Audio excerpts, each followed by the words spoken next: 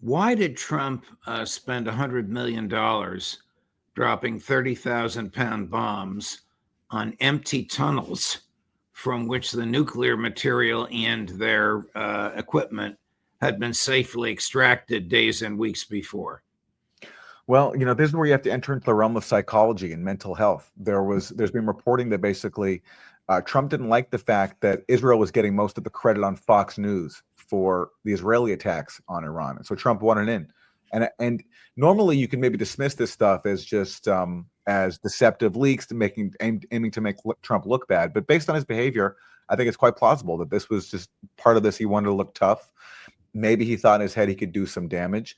But Iran knew this was coming. So, as many of your guests have discussed, they moved out their enriched uranium prior to these strikes. So, therefore, leaving their stockpiles intact. So, I think there's a psychological factor here, wanting to look tough on Fox News and get credit. And then there's what are the political reasons? What's the strategic aim of trying to deprive Iran of its right to enrich uranium? Because we know it's not stopping a nuclear weapon, because everybody knows Iran doesn't want a nuclear weapon, and they were negotiating in good faith to put that in a binding agreement, which Trump and Netanyahu sabotaged. Well, Max Blumenthal has talked about this. If you undermine Iran's ability to enrich uranium, then you're basically undermining their ability to meet the needs of their population.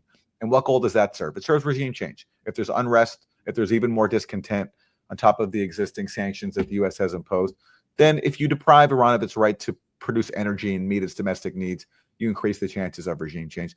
And there's also, I think, just the fact that Iran has tethered its right to enrich to an expression of its sovereignty.